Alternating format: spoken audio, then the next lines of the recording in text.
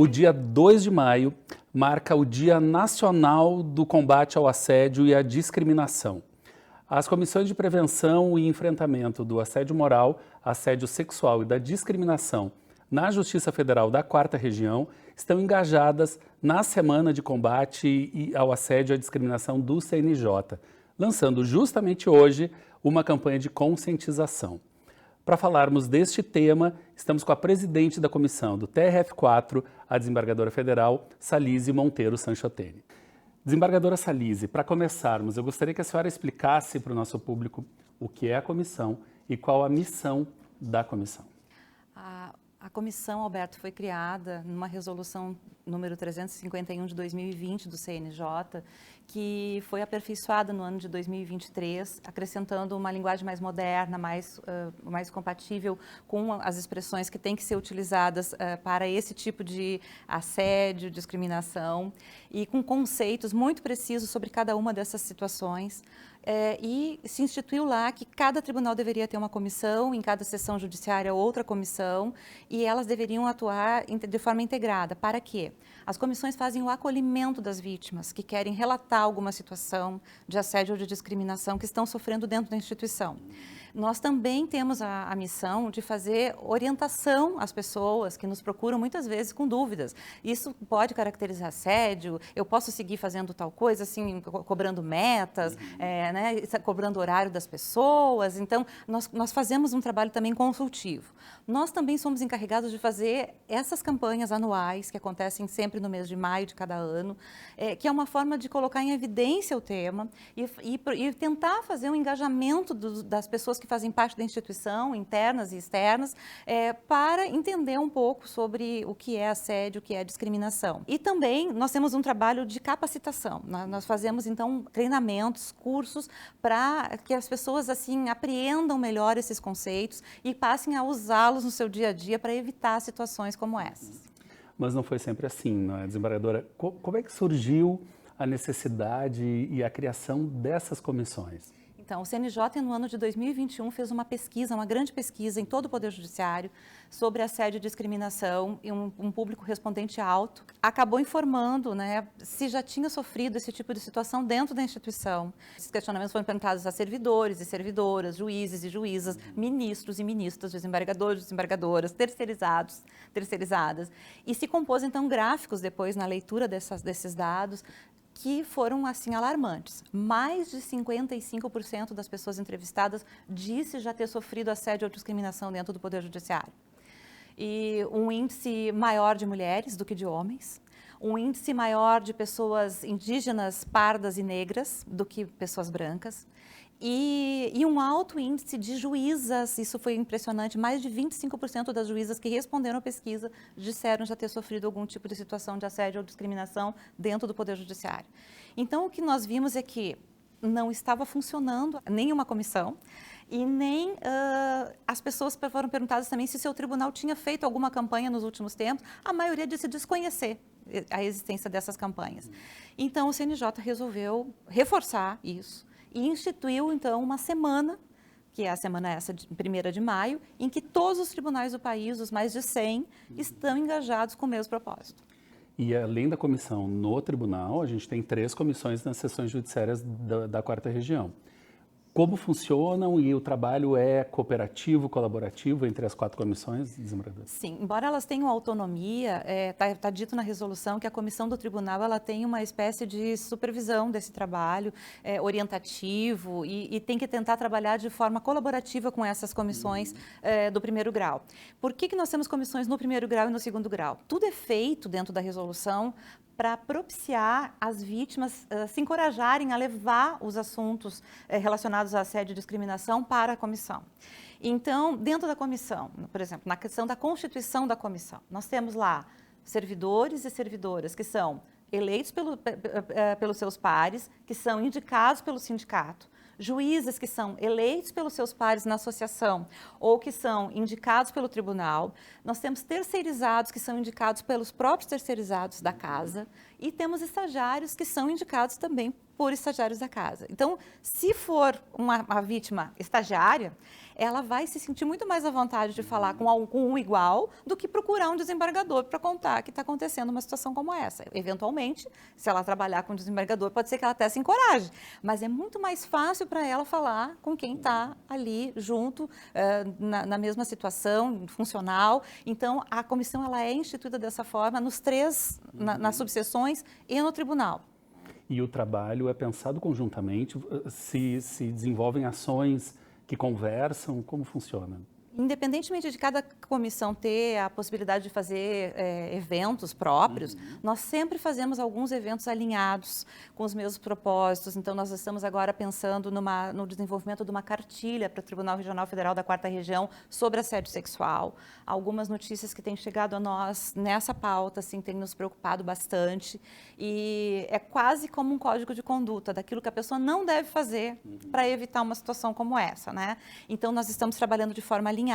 Também nós estamos trabalhando de forma alinhada essa semana da campanha agora de maio, para que nas 3 sessões judiciárias aconteça a mesma coisa que vai acontecer no tribunal.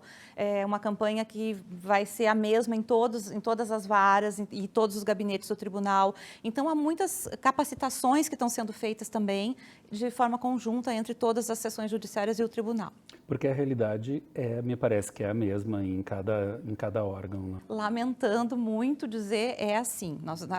As notícias que eles recebem lá na sessão judiciária são parecidas com as que nós recebemos aqui, principalmente o que mais nós temos dentro da instituição hoje é assédio moral, né? Então, na pesquisa do CNJ, apareceu quase 70% dos respondentes se referiam ao assédio moral.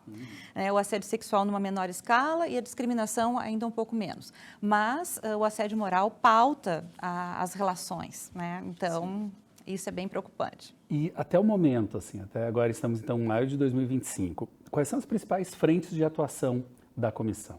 Bom, nós temos o acolhimento, nós temos recebido vítimas, temos recebido pessoas que procuram a comissão para narrar a situação que estão vivendo dentro da sua unidade judiciária e é preciso dizer que as vítimas, elas podem escolher levar adiante aquela situação ou não.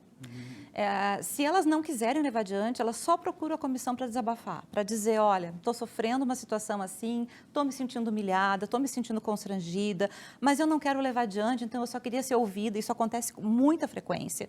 E daí, nessa hipótese, não se registra nada, não se abre nenhum expediente, fica só para fins estatísticos lá um registro de que nós fizemos um atendimento. Sim. Mas nos casos em que a vítima quer levar isso adiante, então nós temos que fazer um acompanhamento. Nós estamos usando muito procedimentos de justiça restaurativa, né? Técnicas de justiça restaurativa dentro das unidades, principalmente na questão do assédio moral. Então, um problema de um diretor de secretaria com 2 ou 3 servidores que tiveram coragem de ir lá contar, nós temos ali um ambiente de trabalho adoecido, nós costumamos dizer. Então, como nós vamos trabalhar esse tipo de situação? Nós levamos o pessoal da justiça restaurativa para lá, claro, com a aquiescência do juiz da unidade, do diretor, e se faz roda de conversa entre todos os membros daquela unidade e os resultados têm sido altamente positivos. A gente evita chegar numa sindicância ou num PAD, né? Então, fazendo... E com mais resultado efetivo. Muito mais resultado, porque as pessoas ali colocam como elas estão se sentindo em relação àquela situação. E muitas vezes, quem está numa posição de chefia, um gestor, ele às vezes não se dá conta que está usando uma linguagem inapropriada, que está usando uma técnica de gestão inapropriada para aquele grupo de trabalho, e ele reflete sobre isso e muda, né? Então... Aí a senhora toca num ponto que eu acho fundamental, que é esclarecer, porque muitas pessoas têm dúvida, tanto na sua ação, mas também naquilo que estão vivendo ou sofrendo. O que é o assédio sexual, o que é o assédio moral, né? Eu gostaria que a senhora esclarecesse para a gente alguns itens assim que podem nos ajudar. A resolução ela traz a especificação exata de cada um desses conceitos, mas nós podemos dizer que toda situação de assédio ela traz constrangimento para a pessoa, ela traz uma situação humilhante, vexatória, no assédio moral principalmente.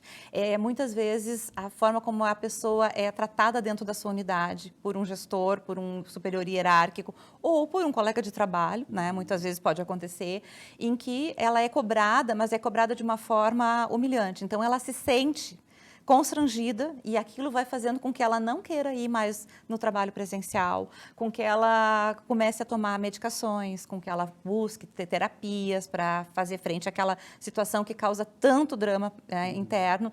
E tem pessoas que adoecem efetivamente de sofrer uma situação como essa. O assédio sexual é toda conduta de conotação sexual que acaba invadindo a área de outra pessoa que não quer fazer parte daquela relação. Então, isso pode se dar por palavras, por gestos, por objetos. Às vezes, um objeto obsceno, e nós temos situações várias no país afora, narrada por vítimas, de situações assim, de mostrar uma figura que tem uma pornografia dentro do ambiente de trabalho. Então, isso tudo pode caracterizar o assédio sexual. Então, por isso nós estamos preocupados em fazer essa cartilha ou essa orientação, digamos assim, para o servidor que entrou no concurso. Isto é uma conduta que está vedada dentro da instituição. Isso não deve acontecer. Não se abraça ninguém sem a vontade da pessoa, não se beija ninguém. Nós tivemos, por exemplo, um juiz que foi afastado, aposentado pelo CNJ, que costumava beijar as servidoras na nuca. De surpresa, elas estavam trabalhando e ele chegava por trás, beijava na nuca.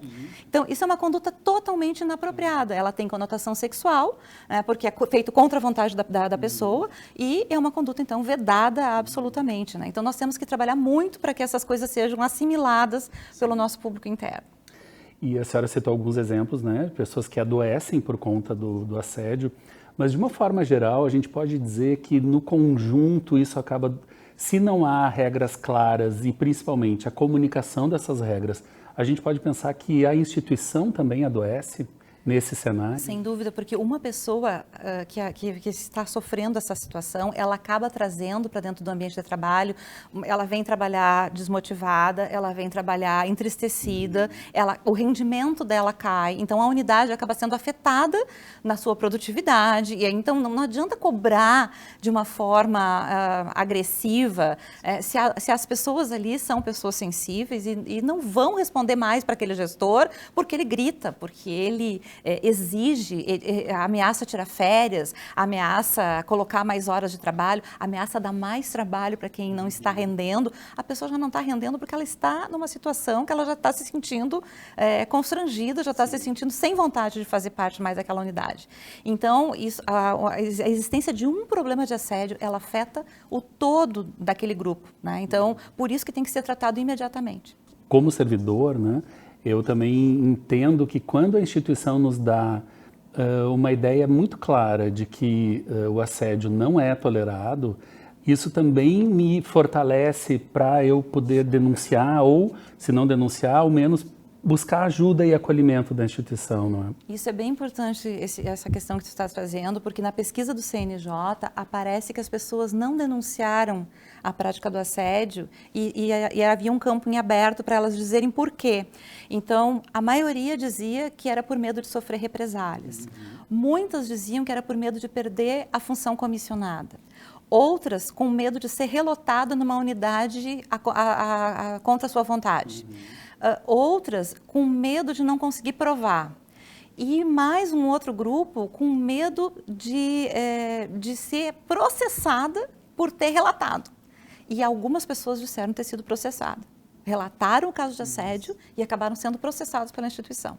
Então, pela instituição. Pela instituição, era num outro tempo, sim, né? Hoje desde 2022 para cá, as campanhas de conscientização, a atuação das comissões de uma forma a se mostrar para o público interno, né? Nós estamos aqui para acolher, para receber essas notícias, tem mudado um pouco esse cenário. Mas então as pessoas têm que saber que a comissão é um espaço seguro para acolher quem está se sentindo numa situação de assédio, de discriminação. Aquilo que vai ser relatado fica dentro da comissão. A pessoa escolhe quem ela quiser da comissão para relatar. Ela tem a liberdade de fazer isso, ela tem a liberdade de escolher a forma, o canal que ela vai utilizar para a comunicação. Nós temos lá e-mail, nós temos contato telefônico, nós temos agora o Tribunal Regional Federal da 4ª Região está criando uma sala segura num prédio anexo, está sendo preparada nesse momento, longe do público, longe das pessoas. Então, a pessoa que quiser relatar, ela vai se dirigir a um espaço absolutamente seguro, em que as paredes não são de divisórias, são paredes que não deixam o som passar para o lado de fora. E tudo isso é feito para que a pessoa se sinta segura e encorajada a relatar um episódio como esse, porque a instituição não tolera a existência de casos de assédio e discriminação. Isso tem que ficar bem claro. Porque eu acho que hoje ainda o silêncio, o medo causado, aliás, o silêncio causado pelo medo ainda é talvez o maior desafio para o acolhimento das vítimas, não é? As pessoas têm muito medo porque primeiro confundem, acham que a nossa comissão vai processar. A comissão de assédio, ela não é comissão processante, ela não é comissão sindicante, né? Ela simplesmente vai acolher a vítima, vai levar adiante aquela notícia se a vítima quiser, e nós vamos fazer isso como? Encaminhando para o órgão competente, que é a comissão sindicante, né? Para o presidente ou para o diretor do foro, a autoridade que for responsável por apurar aquele fato. Nós vamos continuar ouvindo, nós podemos chamar a área de saúde para dentro, porque as pessoas às vezes chegam tão fragilizadas que nós precisamos eventualmente chamar a nossa psicóloga, chamar o nosso psiquiatra da instituição e dizer essa pessoa está precisando de um outro tipo de suporte que nós, membros da comissão, não podemos dar, mas nós somos o meio facilitador para que isso aconteça, né? Bom, eu gostaria de falar agora sobre a campanha que então está começando hoje e que eu acho que é um grande canal para levar essa informação a magistrados, servidores, terceirizados, estagiários, né, a toda a população da nossa 4ª região, no sentido do entendimento de que sim, a instituição vai acolher essa pessoa. E eu acho que esse talvez seja um dos principais papéis da campanha, né, de conscientização.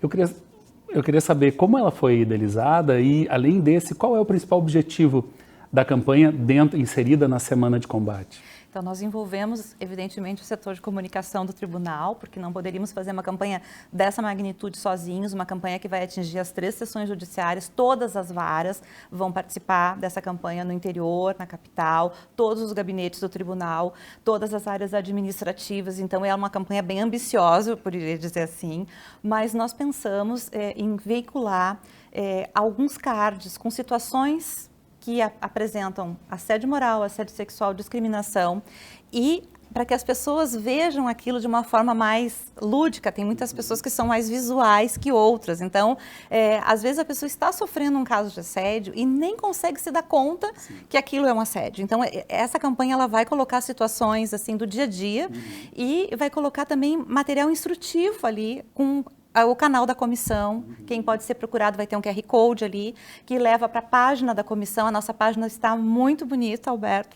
Agradeço o trabalho da comunicação social, que deixou a página com todas as informações dos membros da comissão, dos canais de atendimento, né? Como a pessoa pode fazer para agendar. Existe um formulário que a pessoa preenche, se ela não quiser entrar em contato imediatamente por telefone, ela manda o formulário, nós vamos fazer contato, vamos marcar num local. A pessoa às vezes tem medo de ser vista com alguém da comissão, por isso a sala segura essa vai ser importante quando ela vier, mas hoje nós temos espaços também aqui dentro do tribunal para fazer esse acolhimento, e nós temos assim cursos também de capacitação que estão acontecendo concomitantemente. Nós faremos rodas de conversa aqui com as nossas terceirizadas dentro da instituição aqui do TRF4, porque chegamos à conclusão nas pesquisas que os terceirizados são um grupo que sofre muito assédio dentro da instituição. E é um grupo que precisa de mais esclarecimentos a respeito disso, que também precisa saber quando procurar e quando identificar uma situação de que está sofrendo assédio. Então, nós faremos rodas de conversa. Provavelmente também estamos tentando uma roda de conversas com as estagiárias, né? Porque também é um grupo que tem trazido notícias de situações, principalmente envolvendo assédio sexual, dentro de algumas unidades. Então, nós estamos trabalhando para que mais e mais pessoas fiquem conhecendo esses conceitos, entendam essa situação e saibam o que fazer, quem procurar na hora que isso acontecer. Então, essa campanha visual ela está muito bonita, ela vai aparecer como um pop-up em todos os computadores de todos os servidores e servidoras da instituição naquela primeira semana de maio. Também ela vai estar impressa em cartazes que vão ser espalhados por todas as varas, por todos os gabinetes do tribunal, e nós estamos assim otimistas de que será uma campanha de bastante sucesso. Que bom, nós também. Que bom. Mas aí eu chegaria na questão da cultura institucional, né?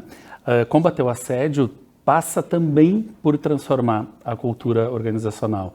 E eu acho que talvez esse seja um dos resultados das comissões, né? Eu queria que a senhora nos dissesse se a senhora acredita que algumas dessas mudanças já podem ser sentidas tanto aqui no tribunal quanto nas sessões judiciárias. Eu posso te dizer assim que eu estou trabalhando com assédio desde 2022 e hoje eu percebo que as pessoas, onde eu tenho andado fazendo palestras na Justiça Estadual, na Justiça do Trabalho, na Federal, e eu percebo que as pessoas já têm mais conhecimento sobre o tema, sobre o que é e o que não é, né? Ainda há algumas dúvidas que eu acho que seriam sanadas com capacitação, mas as pessoas estão procurando a comissão. O fato é que a comissão tem feito atendimentos, muitas situações que às vezes a gente precisa explicar, olha, isso não é exatamente um caso de assédio, isso é algo que está dentro do que o gestor pode fazer, ele pode cobrar, né, mais trabalho, ele pode cobrar o horário das pessoas na instituição, né, mas nós temos que falar sobre linguagem não violenta. Então, isso também cai na capacitação, né, nós precisamos investir também mais nisso. As escolas já estão fazendo programas para capacitar os servidores com a comunicação não violenta, né, que é o que deve acontecer em todas as unidades. Mas eu percebo que as pessoas estão confiando mais na comissão, porque a comissão tem se mostrado mais, tem atuado mais, essas campanhas nos colocam em evidência, todos os membros da comissão acabam sendo conhecidos, que participam dessas rodas de conversa, que participam dessas atividades de capacitação, e as pessoas estão confiando mais. Então, eu acho que é isso que nós precisamos, é ter certeza de que existe um local, não é a única, eu queria dizer isso também, a nossa comissão, ela acolhe, mas a pessoa se sentir mais confiante, ela pode procurar a ouvidoria, ela pode procurar a corregedoria, mas o fato é que as comissões estão cada vez atendendo mais esse tipo de notícia, porque estão fazendo o seu papel, né? Estão se mostrando e acho que essa questão da diversidade da comissão, a comissão tem que ter mais mulheres, tem que ter grupo LGBT, então a gente procura fazer essa composição diversificada para encorajar exatamente aquela pessoa que é vítima a se identificar com aquela pessoa ou com aquela outra e levar a sua notícia. Porque isso é uma coisa que me chamou a atenção nos resultados da pesquisa do CNJ, que os grupos vítimas ainda são aqueles clássicos, a mulher, o negro, o LGBT, a comunidade LGBTQIA+, enfim, a gente segue, assim como a gente evolui, parece que a gente ainda segue numa coisa meio medieval. Porque a gente precisa falar mais sobre essas questões internamente, a gente precisa de mais espaços para isso. Por exemplo, pessoas trans, quando chegam no prédio da Justiça, elas têm o direito de usar um nome social. E muitas vezes o pessoal da nossa portaria não está capacitado e exige chamar a pessoa pelo nome que consta na carteira de identidade. Então, às vezes é um nome de homem que está na carteira e a gente olha para a pessoa, é uma mulher. Então, o que ele deveria perguntar? Qual o nome social que a senhora gostaria de ser chamada? Porque isso está numa resolução também do CNJ. O uso do banheiro por pessoas trans. Então, nós temos que falar sobre essas questões dentro da instituição. Por isso que eu sempre volto na questão da capacitação. Nós precisamos, é claro, apurar os casos, mas nós precisamos investir em prevenção. E só vamos fazer prevenção quando as pessoas se assenhorarem desses conceitos e de como deve ser uma conduta de um servidor dentro da instituição para não gerar adoecimento do ambiente de trabalho. Desembargadora Salise, a gente está quase indo para o final, mas eu queria que a senhora falasse antes sobre os canais para quem está nos assistindo e precisa desse acolhimento, tanto no tribunal quanto nas sessões judiciárias, onde eles devem ir, o que eles devem procurar. Nós já temos uma página, então, dentro da página do tribunal, nós já temos o nosso local ali em que, acessando a comissão, se abre, então, todos os canais de atendimento, o formulário que eu mencionei, que a pessoa simplesmente coloca lá o local onde ela trabalha, o ramal, se ela quer ser chamada por e-mail, se ela quer ser chamada por telefone, com quem ela gostaria de falar dos membros da comissão, ela vai dizer se ela quer falar com o servidor, com o desembargador, com o terceirizado, com o estagiário, e ela pode também vir até o tribunal, em que, dentro do meu gabinete, que sou a presidente da comissão aqui, e em cada sessão judiciária da mesma forma, existem pessoas que estão preparadas para receber e fazer esse encaminhamento. Na nossa campanha, nós teremos um QR Code que vai nos mandar para essa página, então ali vão estar todos os dados, esses cartazes vão ficar pelos prédios, né? Na pop-up também eu penso que vai aparecer, né, Alberto? Também, e nesse vídeo vai ter aqui também o endereço. O endereço texto que vai estar aqui, então, também, que vai facilitar a comunicação. Então, nós tentamos colocar todos os meios possíveis para a pessoa que não quer vir pessoalmente, ela quer falar por telefone, ela quer mandar um e-mail e a gente retorna com o e-mail. Então, ela escolhe o canal e ela escolhe com quem ela quer falar dentro da comissão. Desembargadora Salisa, eu agradeço muito a sua presença aqui para tantos esclarecimentos e eu queria que a senhora aproveitasse esse finalzinho para deixar uma mensagem para um colega, para alguém que esteja precisando de acolhimento pela Justiça Federal da Quarta Região. Penso que o principal é que nós não temos que trabalhar com sofrimento, nós não temos que trabalhar num ambiente adoecido. Se nós estivermos vivenciando uma situação como essa de assédio ou de discriminação, nós temos que tomar coragem de procurar os meios adequados, as pessoas dentro da instituição que estão capacitadas para fazer esse acolhimento. Existem tantas opções de canais que a pessoa pode utilizar, quanto também de pessoas na instituição, de profissionais na instituição que podem fazer esse atendimento. Nós vamos simplesmente acolher, ouvir, dar um lenço para a pessoa que vem e chora, né? Mas nós fazemos esse atendimento e levamos essa questão adiante se a pessoa assim o desejar, dando apoio, mandando para os canais competentes, acompanhamos a evolução para saber se a pessoa efetivamente está recebendo o atendimento que deveria, está sendo tratada adequadamente nos locais e vamos assegurar que ninguém vai perder função, que ninguém vai ser trocado de local de trabalho sem a sua concordância, né, e que não vai sofrer retaliações, né? Então, nós estamos, assim, acompanhando alguns casos e fazendo essa monitoração, porque isso é muito importante para dar segurança a quem precisa desse tipo de atendimento. Desembargadora, muito obrigado. E eu acho que a gente tem que encerrar com o nosso slogan, né? Então, assédio não. Né? Assédio não. Jamais. A instituição do TRF4, das sessões judiciárias, estão trabalhando de forma harmônica e unida para dizer que não temos um ambiente, aliás, que nós temos um ambiente livre de assédio e de discriminação. Então, assédio não é a marca da nossa campanha, que agora inicia em maio. E nós esperamos o engajamento de todas as pessoas que fazem parte da instituição, internas e externamente, para que essa campanha seja um verdadeiro sucesso. Muito obrigado. Obrigada a vocês.